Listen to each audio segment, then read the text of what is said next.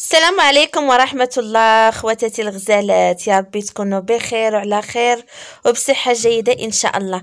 مرحبا بكم في فيديو جديد ووصفة جديدة على قناتي أسهل شيوات مع نجاة. كيف ما كتشوفوا اليوم كمقترح وجبة الغداء أو للعشاء اللي حبيتو، غادي نحضر واحد الوصفة غير بالبطاطس كتجي أكثر من رائعة وبنينة بزاف، غادي يحماقوا على عائلتك. اللي غادي نحتاجو في المكونات كالتالي: عندي هنايا 4 ديال البطاطات، انا عندي متوسطه الحجم. الا كانت عندك بطاطا كبيره اكتفي فقط غير بجوج بطاطات وقطعتها بحال هكا غير مربعات على شكل عشوائي، وغادي نديرها تسلق.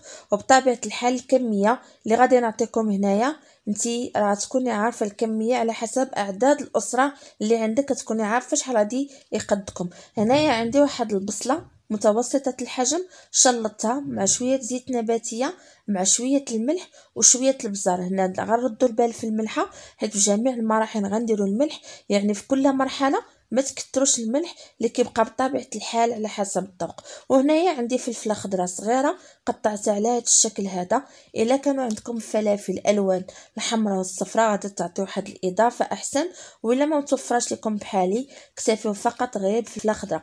وهنايا راه عندي شويه ديال اللادان، انا هنايا راه عندي تقريبا هاد الكميه نقولوا رابعه مقطعه هكا على شكل مربعات. وصافي هنايا في هاد المرحله هادي كيف كنعرفوا دائما ملي كنلوحوا هكا لادان كتجهدي البوطه حيت هو كيطلق الماء. صافي ملي غادي يطيب لينا غادي ندخلوا الطياب، غادي نضيف له واحد 4 معالق هذاك انا عندي ديال الزعتر مطحون، وهذه نص معلقه ديال القزبر يابس. عرفتي هاد الاضافتين راه كيعطيو واحد اللذه غزاله، وكنا عارفين المنافع ديال القزبر يابس. انا كنطيب به بزاف، ولا ما متوفرش لك اختي فما تستعمليهمش، ولا ما متوفر لك غير الزعتر الاخر كيف ما غنديروا دابا فهاد صلصه الطماطم هذه جاهزه. تكون عندي تماك تقريبا كاس وربع مع واحد نقولوا تقريبا 3 المعالق كبار ديال زيت الزيتون مع شويه الملحه شويه الكمون وشويه السودانيه، حيت حنايا راه كناكلوا الحار. اللي ما كياكلش الحار يدير غير البزار في بلاصه السودانيه. صافي ودرت لها هنايا شويه الزعتر. عرفتي هاد الصلصه هادي مع ذكرى الصلصه الا ما متوفراش لك طيبي غير مطيشه في المقلب وحدها وصافي، واستغني على الصلصه الجاهزه الا كانت ما متوفراش لك. اللي بهاد التتبيله هذه راه كتجي خطيره وبنينه بزاف. صافي البطاطا هنايا من بعد ما تسقطرات حاولوا انكم تمعكوها مزيان. اللي ما عندهاش هذه كتمعك بطاطا طحنيها في ديك ديال السرديل اولا بالفورشيط.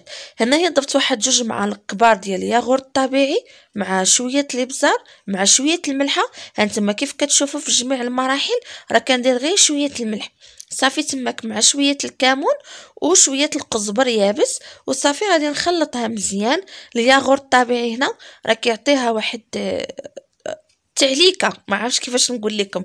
المهم كيعطيها واحد المذاق غزال وزوين اللي بطبيعه الحال الا ما كانش متوفر لك عوضيه بواحد فرماج جبن مثلث اولا اكتفي غير بالبطاطا بوحدها راه حتى هي كتجي مزيانه. هنا ضروري ما غادي نديرو السعانه شويه بزيت الزيتون باش ملي تكوري البطاطا ديالك تجيك العمليه سهله، ما تبقاش تلصق لك في اليدين ديالك.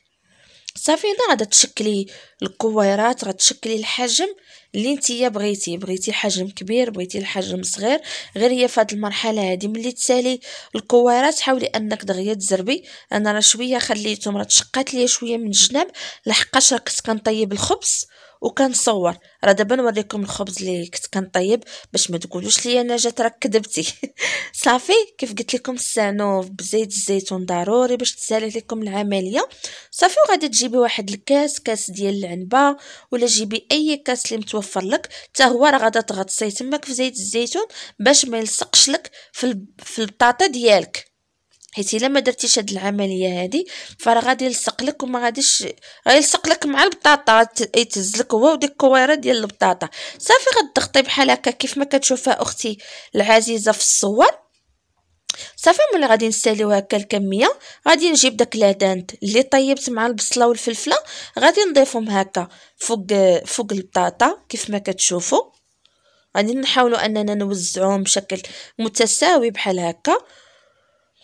وغادي نجيب جبن. انا استعملت هنايا الجبن اللي غنستعمل هنايا الموتزاريلا، نتيا استعملي اي جبن اللي متوفر لك، استعملي فرماج حمار، استعملي جبن مربعات، استعملي جبن موتزاريلا، راه كل واحد اللي اي حاجه متوفره لك قدي بها ووفري، يعني ماشي بالضروري انك تستعملي هادشي اللي كندير انا. يقدر نتيا كاع يكون عندك شي حاجه احسن من اللي عندي انا.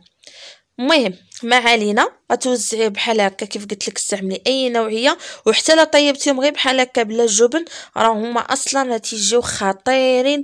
عرفتي هاد الطبق هذا راه كيجي بنين وعائلتك عرفتي غادي يحمقها. صافي هنايا د الصلصه الطماطم غادي نوزعها بحال هكا كيف ما كتشوفوا. بطبيعه الحال انا راه عندي الفران راني مطيبه من قبل، راني دابا غنوريكم خبيزات القمح اللي طيبت. غنطيبها شويه من التحت غير تتقبض ديك البطاطا في راسها، ونعاود نزلها حتى تحمر ليا عاوتاني من الفوق. شفتوا الخبيزات ها هما جوج اللي طيبت. وصافي هذا هو الطبق من بعد ما طاب لينا، راه كيجي اكثر من رائع. اللي عندها الفرن ديال الكهرباء تشعل من التحت ومن الفوق على 180 درجه. وكنقول لكم بالصحه والراحه، هي راه ما كت 7 دقائق صافي بركه عليها. راك هي كلشي اصلا راه كلشي طيب فيها، غير بحال كيدوب في خروماج. عرفتي راه كتجي معلكه وخطيره. وبدلوا بها الروتين ديال سلسله الغدا ديالكم، ولا بامكانك ديرها حتى في العشاء. انا دي صراحه درتها في الغدا تغدينا بها، كتجي غزاله وبنينه بزاف. نتمنى انكم تجربوها واعتمدوها كذلك في لانش بوكس للوليدات. علاش ديما تنقول لكم لانش بوكس؟ حيت انا ولدي راه كيدي الغدا المدرسه، داكشي باش كنقول لكم الا دا شي حاجه كنقول لكم هذا كمقترح. مع السلامه، الى اللقاء.